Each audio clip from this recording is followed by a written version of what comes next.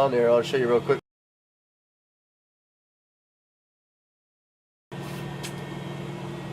we go. Let's go into the gym.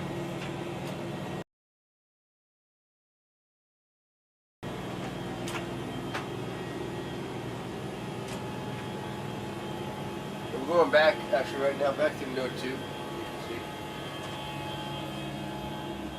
We'll head starboard.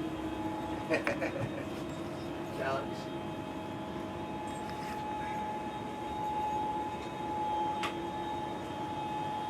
Starboard or port, either one.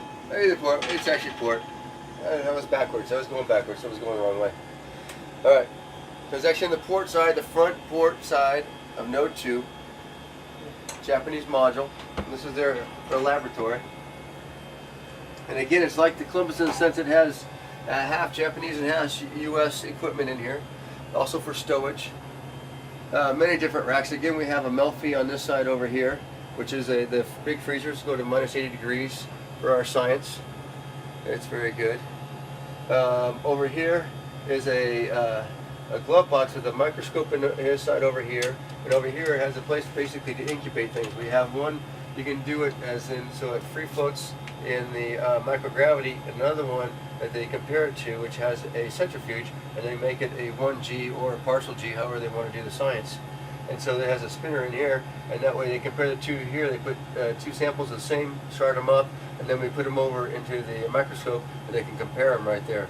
Been working on those this last few months too, on a couple different experiments on that. It's kind of nice. Another express rack over here, again with different pieces of equipment in it. Again, just power native, they can do all sorts of different types of equipment. It's pretty amazing all the things they can do. We come to our stowage area, lots of stowage of course. There's avionics down there too.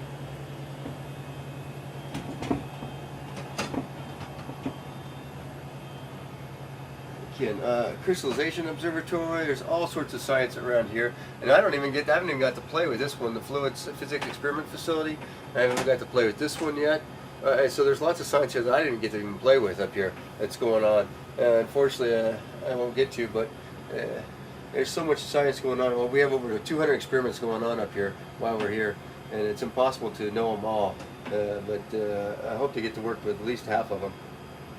We continue on, we go for more and more. And this is the area we also do spheres, which we like to do. So it's set up in this little area here. There's beacons that set up around here that the spheres, these little satellites, which I'll show you here real quickly, we can control these things through software, and they actually stay in this area and they have navigation and control with them, and they can do all sorts of different kind of science with them. Just to get you an idea what it's like to in the stowage areas. So here's a sphere. It's got a little CO2 cartridge in it, so it has little jets on it, and this thing can then fly around station. And we're getting it set up here to actually put basically a smartphone on it, and it's going to then use its camera and map the inside of the station, and then use that as its guidance navigation, and go ahead and fly a trajectory through station. I'm looking forward to that one too. I think that's going to be really cool science. But again, this is the main area for spheres that we use, because it has right now the beacon set up to keep the navigation system right here, and it knows where it is as long as it's flying right here.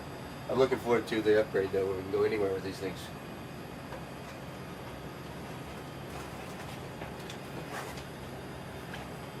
As we go on, again, this is the robotics workstation for the Japanese arm.